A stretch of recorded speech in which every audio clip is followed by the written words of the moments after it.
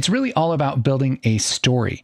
And so if we're shooting a scene in a movie about Bill getting into his car, we can shoot all of the different pieces of this. Bill walking to his car, Bill getting in the car, Bill getting a phone call, Bill opening the door, Bill waving to the neighbor. We can shoot all of these things happening in any order we want, and then choose to change the order in our edit. So Bill opens the door. That's the fourth thing that we shoot, but we're going to put it first in our edit. Bill waving to the neighbor comes next. Bill getting a phone call, Bill walking to the car, and then Bill getting in the car.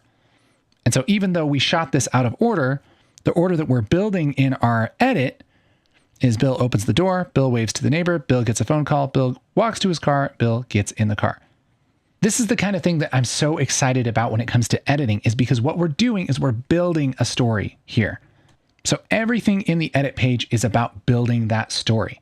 And that timeline is going to be where everything in our video lives, and we're going to make more tweaks to it later in these other pages. But for now, kind of keep that in mind, that that's our goal with the edit page. So let's talk about the interface.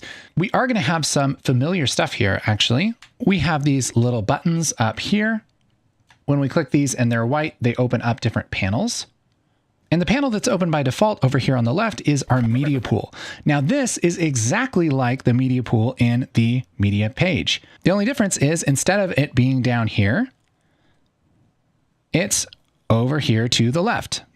But you can still do all the same things. This is all the media that lives in your project. We still have our bins. We still have our smart bins.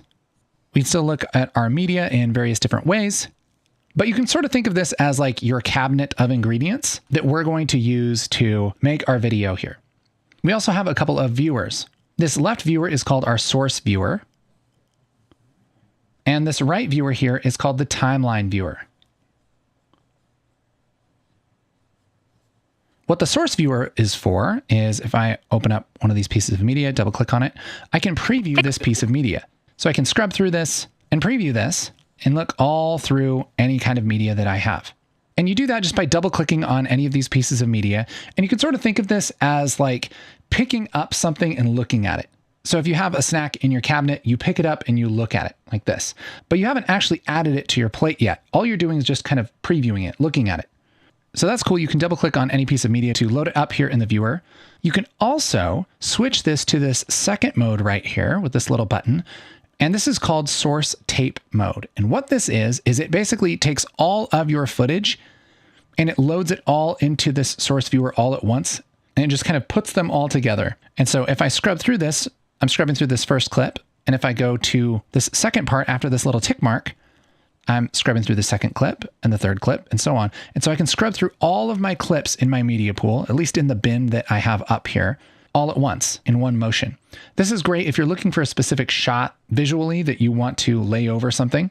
Makes it really, really quick to be able to find what you need to find. But you might find it less confusing, maybe a little bit easier just to use this first icon here, this first mode where you double click on a piece of media and load it up here in the viewer. Now, once we have a piece of media selected that we like, and we actually want to add that to our video, we want to put that into our edit, what we have to do is add it to a timeline. If the media pool is like our cabinet, and our viewer is like picking up an ingredient from that cabinet, then the timeline down here, this is kind of like our plate. So if we want to actually eat something, we're going to put it on our plate. So if we want to add this to our video, I can grab this clip just in the middle. I'm just grabbing it and dragging it down here to our timeline. And that's going to add this clip to our timeline, which is like, putting an apple on our plate. So now we have an active timeline. We have this playhead that goes back and forth. And this is actually going to make the story of our video. Right now, our story is this. If we go all the way to the left, and I hit spacebar to play, we have a bunch of black space here. We have an empty space, and then eventually our clip starts. And this is our full clip, not edited. We haven't done anything with this. It's just literally the clip thrown into the timeline. We still have people moving around. We still have the slate, all of that kind of stuff.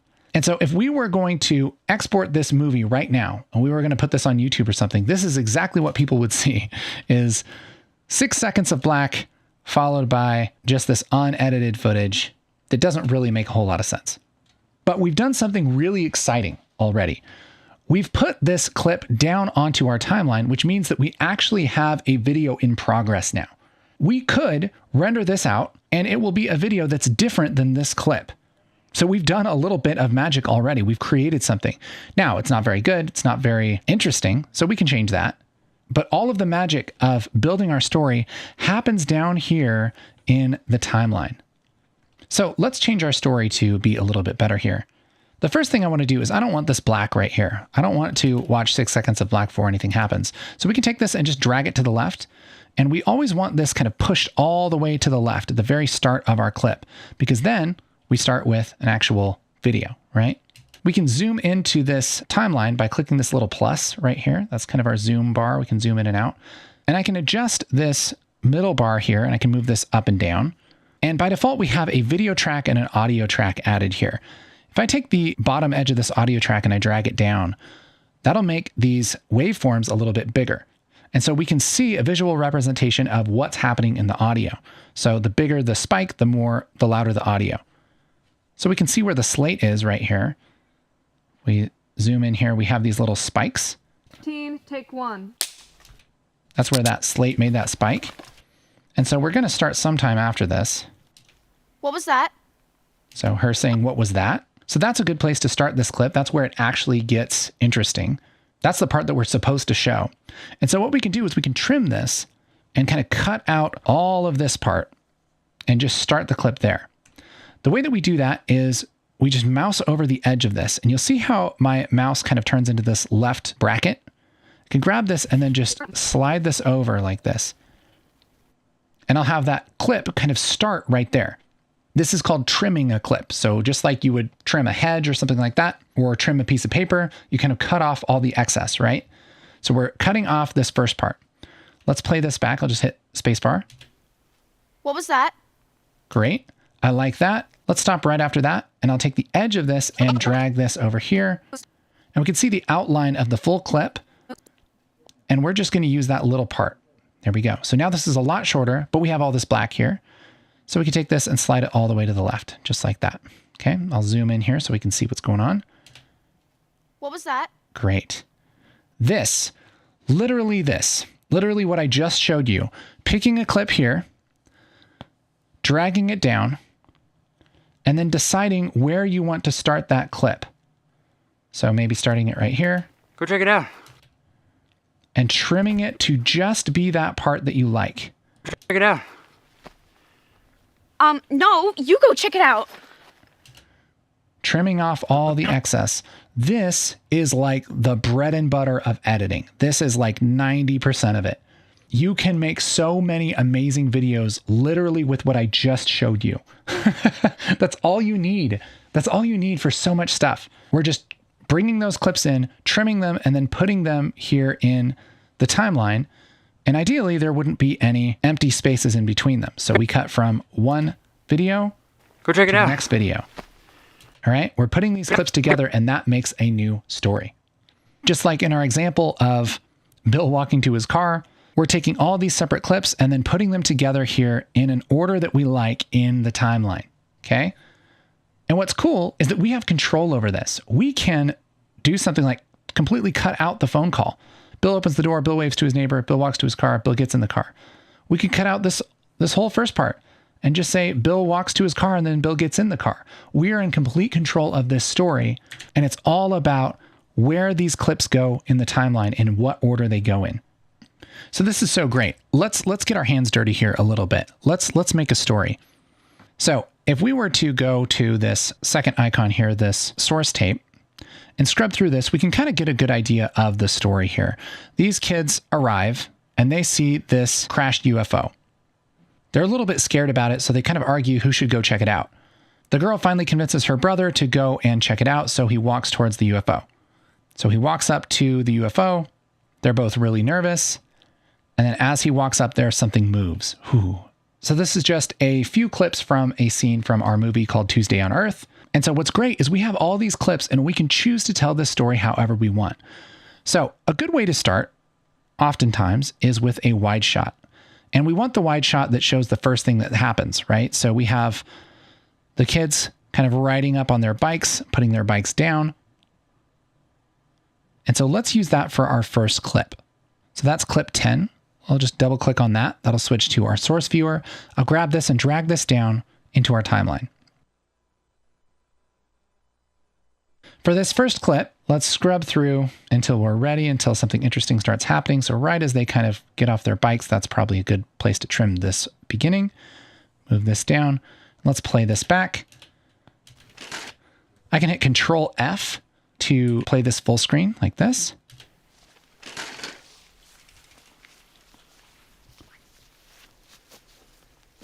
Whoa. Great, that's about all we need right there. And so we could use that and trim it this way. We also have other takes here. And so let's scrub through this and see how this works.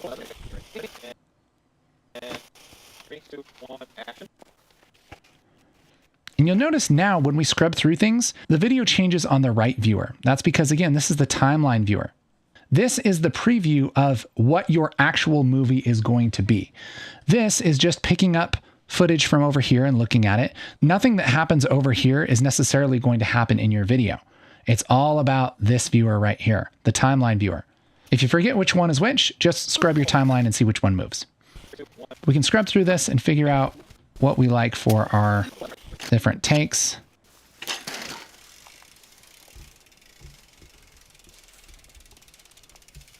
Whoa. Great, I like that. Let's trim the end and let's trim the beginning right after they start moving. 2, 1, action. Okay, something like that.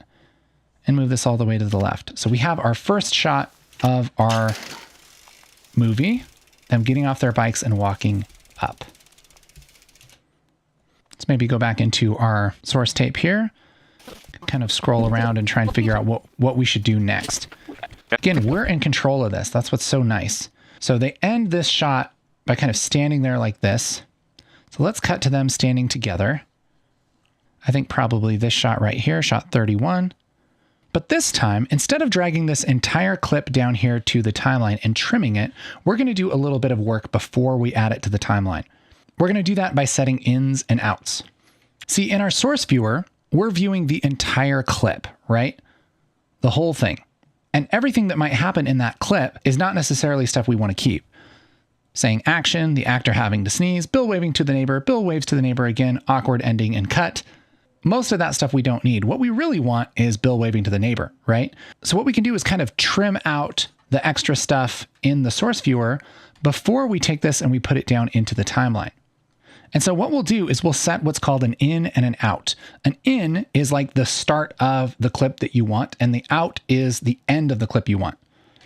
You can think of this like swimming. When you get in the pool, you start swimming, and when you end swimming, you get out of the pool. So an in is the beginning of your clip, and out is the end of your clip. So we're going to scrub through and try and find the beginning of our clip, which is probably going to be right before he starts talking. And kind of scrub through this, and then let's just play. Go check it out. Great. So yeah, right about there. And we want that to start there, so we're going to set an in. There's a few ways to do that.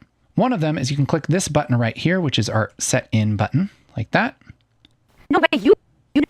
The other thing you could do would be to hit I on the keyboard, I for in. Go check it out. And let's play this back and see what it looks like.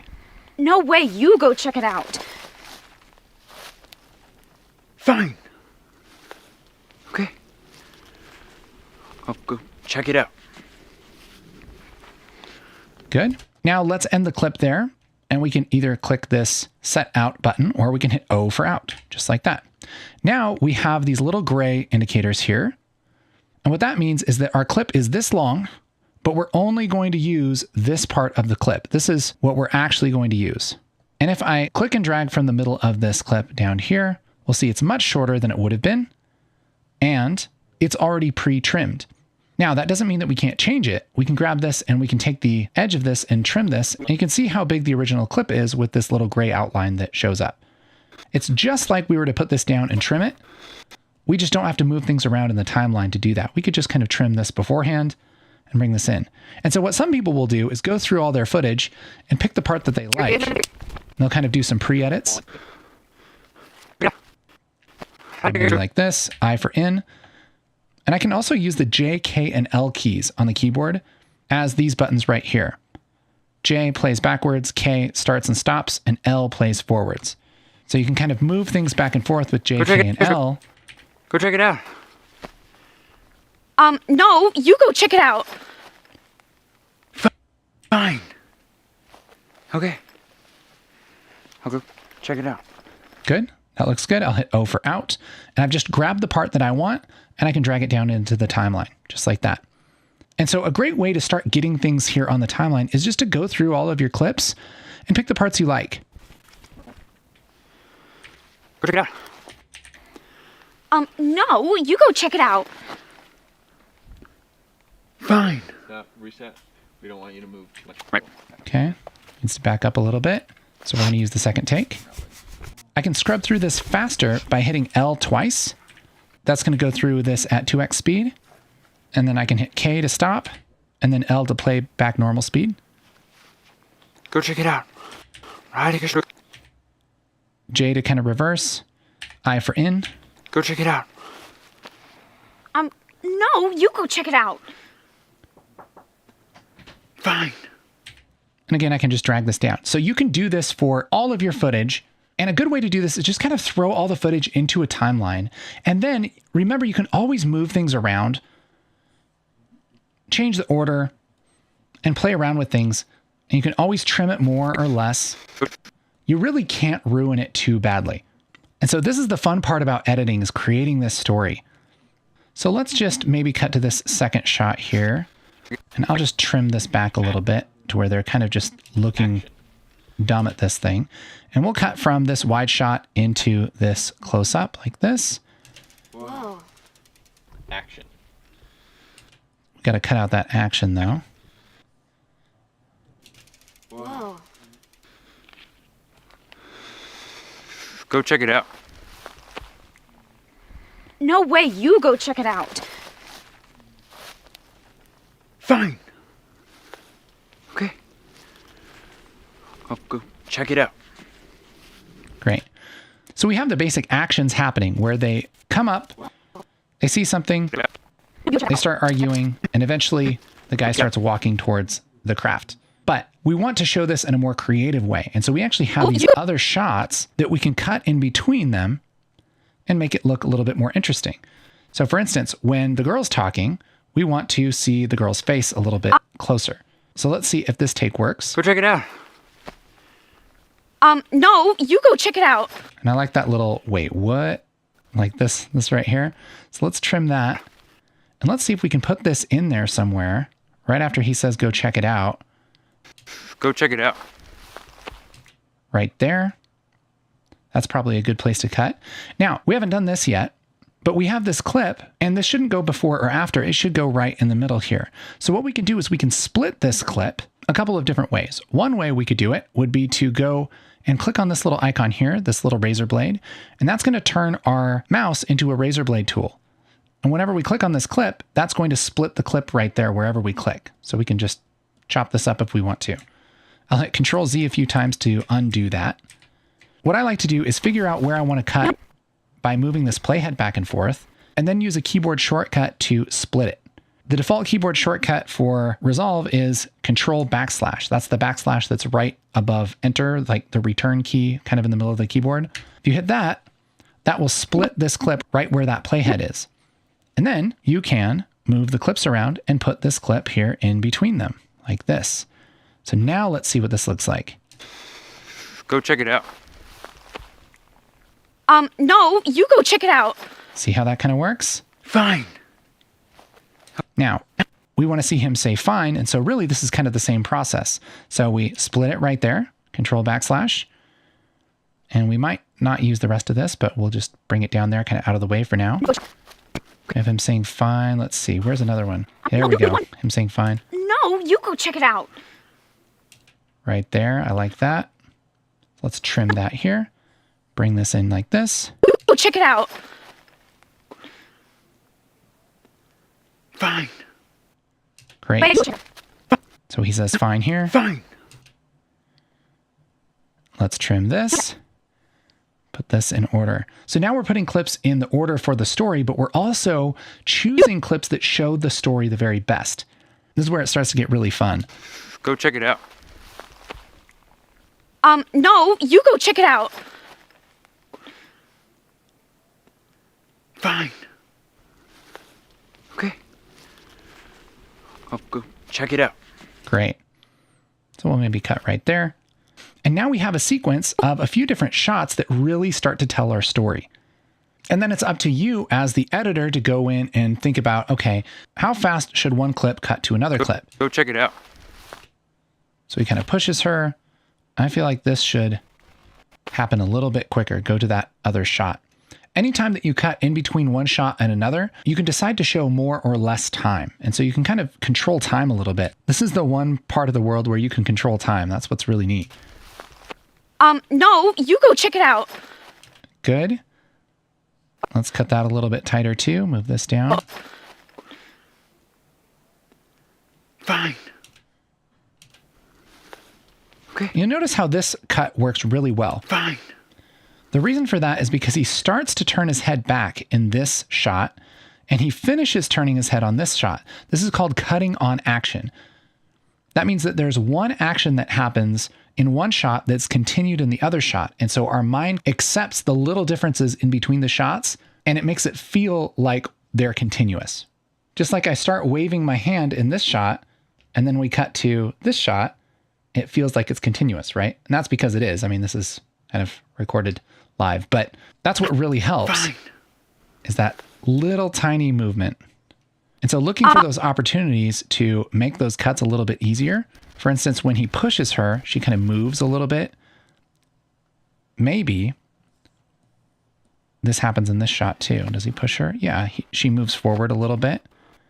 So maybe as she moves forward just a touch, maybe that'll work a little better. I can select this empty part and hit delete, and that's going to get rid of that gap.